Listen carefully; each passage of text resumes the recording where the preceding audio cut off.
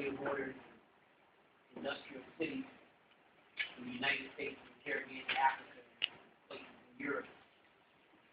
But to also tie those things together. They're tied together historically and culturally, but to tie them together politically, economically, socially, organizationally. So you get, particularly in the 20th century, these movements that have this kind of broad name to Congress of African People, founded in Atlanta in 1970, 40 years ago. And the idea is to create this kind of broad, expansive grasp of the various struggles under an umbrella that continues with the local struggle, but that is connected to the force and the power of the international connection. And as a demonstration of that, around the same time, the African Liberation Support Committee was formed in 1971-72. And that thread, that narrative that we are connected to these other struggles is critically important, but it's important in another context other than just the kind of obvious thing that we all have common issues, we have common enemies in many cases, the amalgamation of resources helps to further the interests of all of them. But I believe that people who are subjugated, who are oppressed, they come to a moment in their history where there is an identity imperative. This identity imperative is born from the necessary imposition of identity of the oppressor. What I mean by that is that to oppress somebody, you have to redefine them. You have to tell them who they are in relationship to who you are. And then you have to force that identity upon them. Economically, socially, politically, militarily, legally.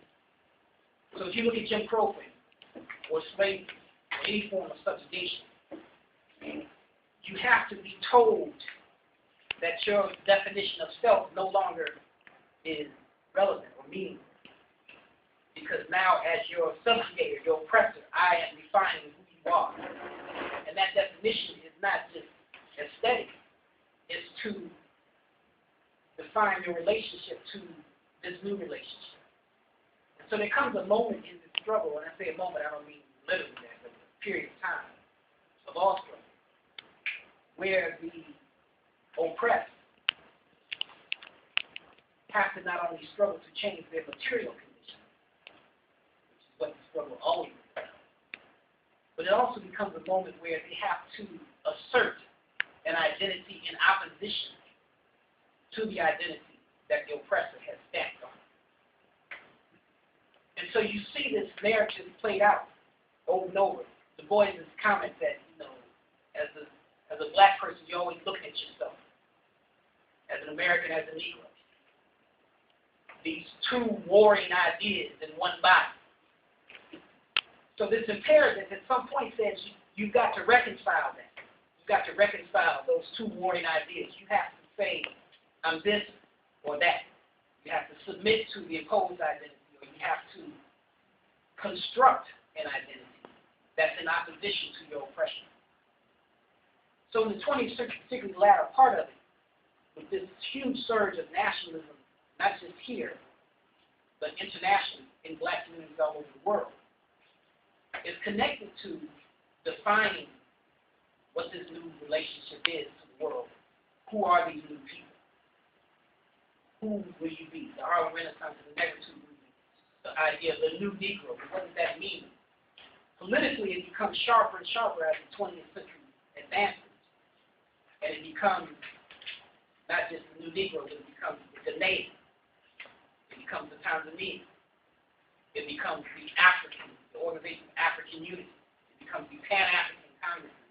It becomes the embrace of African as a part of the identity, in opposition to the Negro, the colored, the nigger, the enslaved, the slaves. It becomes an oppositional identity that then requires the organization and program around it So during this period, you have all of these things that occur. The Black Arts Movement. Why is that called that? Because it is defining a voice that asserts this new identity.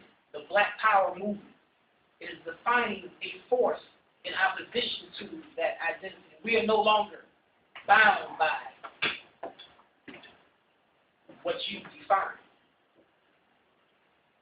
The Black Studies movement, the African American, the Afro-American, the Afrocentric, Kwanzaa. The idea that we are now defining our own selves means that for that to actually exist in the world beyond its vocabulary, you have to fight for the space to actually exist in there. And so it takes on varying forms. It takes on local forms. You look at Black Power, the huge wave of elected officials that took place between 1966 and 1973, coming directly out of mass movement. But the idea was we are now defining this urban space politically different than it has been defined for hundreds of years. That now we will take control of the political structure of Detroit, of Cleveland, of Gary, Indiana, of Atlanta, of Newark, of Philadelphia, Los Angeles, a whole bunch of things. It's a whole bunch of, but it all happens within this short window because this surge of redefinition, and it's connected. I mean, you can read it and feel it in the literature and the music, this idea that we are new people. But to be new, you have to fight for this new space. And it's always a fight, and it's always a backlash. There was a brief, I think about a 30-second conversation about the post-racial America on January 21st. But by January 22nd, people had realized that was not true. Because these things don't happen without opposition. Because much is at stake. Power, the economy, the social relationships are all at stake. So in the Black International, there's this shifting stage of where these struggles take place. The anti-colonial liberation movements in the 50s and 60s changed the dynamic, influencing the Black power and Black struggle in the United States, which had also influenced it. And so this idea that as people begin to define their struggle, okay, we want better housing, but it's not just housing. Why don't we have good housing? We want to ride public transportation without discrimination. Why don't we have the right to do that? We want to be able to go to the schools that we want to go to and get quality education. Because the definition that is imposed by the oppressor is that you don't deserve those things because you're not in the scheme of things.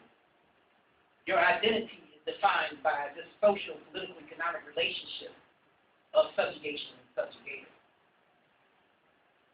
So throughout this period, these relationships between these struggles begins to define not just the local struggles, but it begins to influence the culture and politics of the organizations themselves.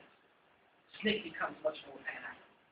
All the organizations that are emerging, Martin Luther King, here in his speeches by the Little 60s, he begins to talk much more about the African and third world struggles that the civil rights struggle is connected to.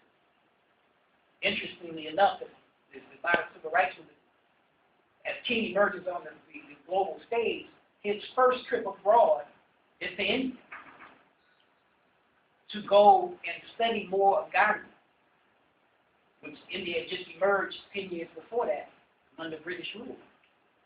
So this idea that the linkage between Black peoples, this international, and there are some that have greater forms than others, like the series of Pan-African Congress that took place. W. Du Bois had a big hand in, the Garvey movement, the Nation of Islam, Pan-African Congress. In this country, the Black Panther Party is tied to other struggles in Africa, in the Caribbean, the Congress of African People, the League of Revolutionary Black Workers, the Republic of New Africa, as opposed to the Republic in Old Africa.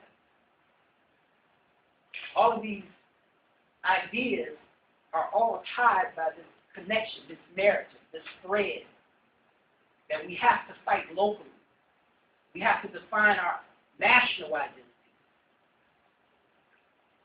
But we also have to be a part of this international